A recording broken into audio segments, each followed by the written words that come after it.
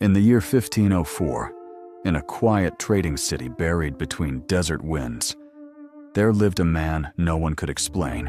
He had no army, no guards, no visible power.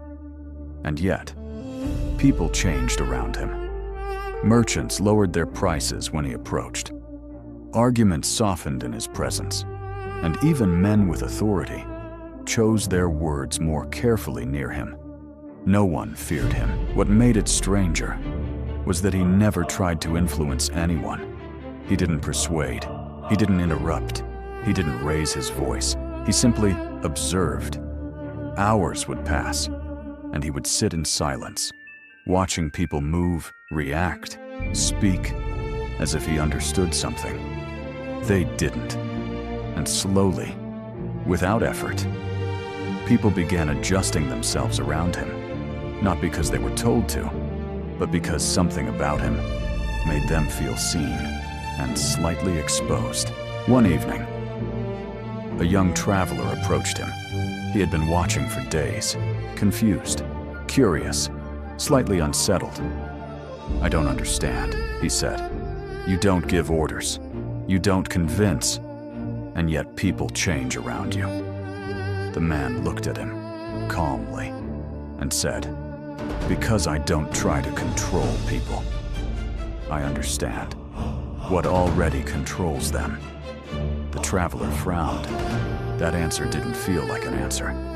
So the man stood up and said quietly, "Come, watch." They sat in the center of a crowded market. Noise surrounded them. Voices, movement, urgency, conflict. The traveler shifted constantly, distracted by everything. But the man remained still, completely still. Minutes passed, then more. Finally, the traveler spoke. "How can you sit here without reacting to anything?" The man answered softly, "Because nothing here controls me unless I react to it." Most people believe power is in action, but real control begins with what you refuse to respond to. And for the first time, the traveler understood. Silence. The next day, the man gave him another task. "Watch people closely," he said. "Not what they say, but what they choose." The traveler watched, and slowly, something became clear. People spoke of honesty, but chose convenience. They spoke of loyalty, but followed advantage. They spoke of truth.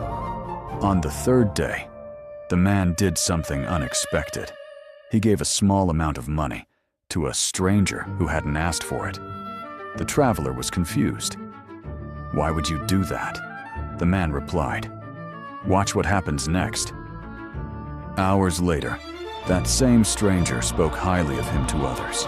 Trust spread. Influence followed, without effort. The man said, "People don't follow logic.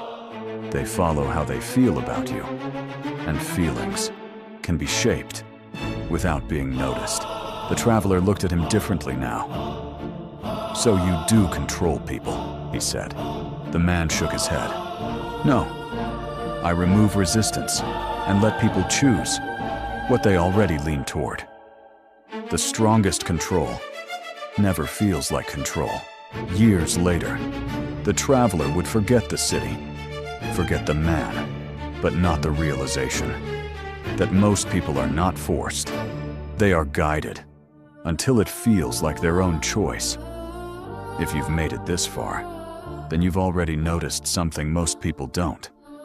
Not in the story, but in the way things actually work. Because the truth is, people don't resist control. They resist feeling controlled. And once that feeling is removed, everything else becomes easier.